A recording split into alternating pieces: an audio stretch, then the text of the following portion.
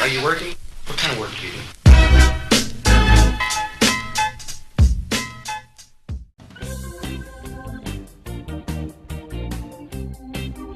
Hi, my name is Gerhard Schwantner and welcome to Selling Power's Daily Report. Today we continue our conversation with Seth Godin, who is the author of The Dip, and we would like to know more about the strategies, particularly how to avoid mediocrity. Mediocrity is very common.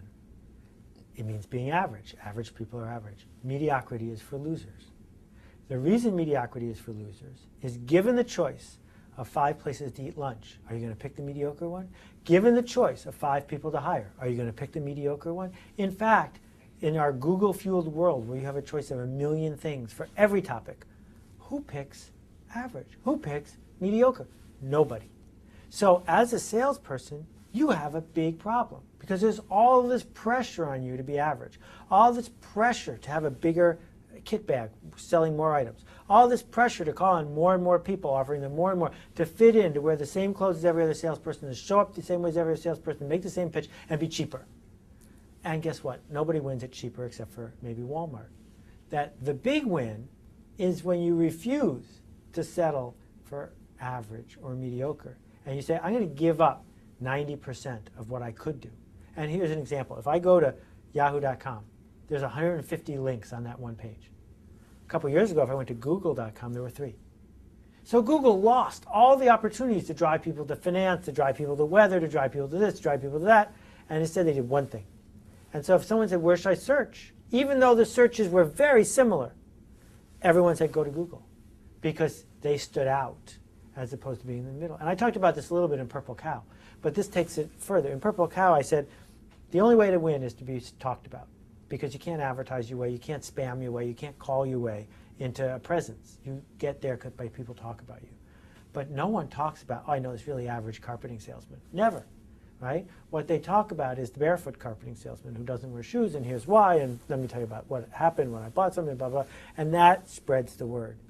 Well, what you do for a living if you're a salesperson is not take orders, because they can outsource that, or put it on the web. What you do as a salesperson is not bother people into buying from you, because that's not a scalable strategy. What you do as a salesperson is you communicate emotion.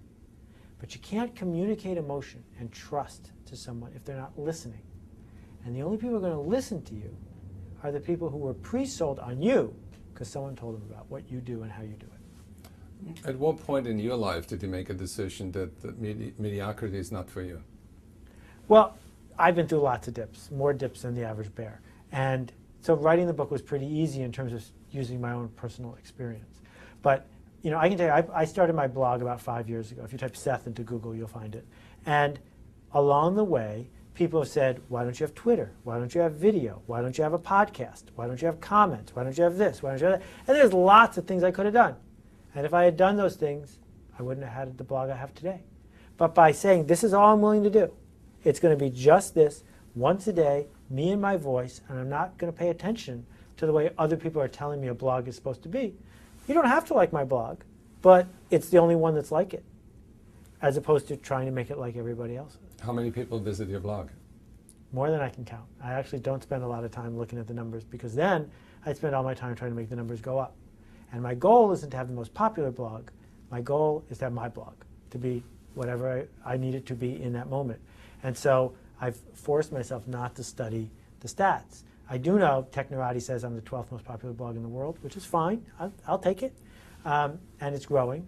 But what I'm really focused on is, what kind of email do I get?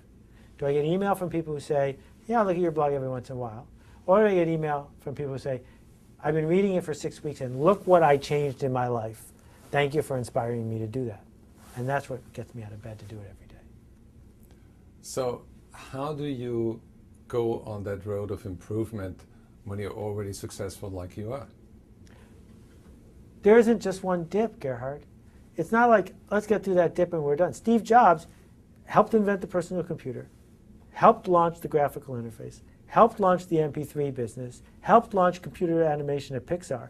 He's not done, right? The point is, just like skiing, the goal is not to get to the bottom of the hill. The goal is to have a bunch of good runs before the sun sets. And so what great salespeople do is not get through one dip and say, I'm done, I'm going to the beach.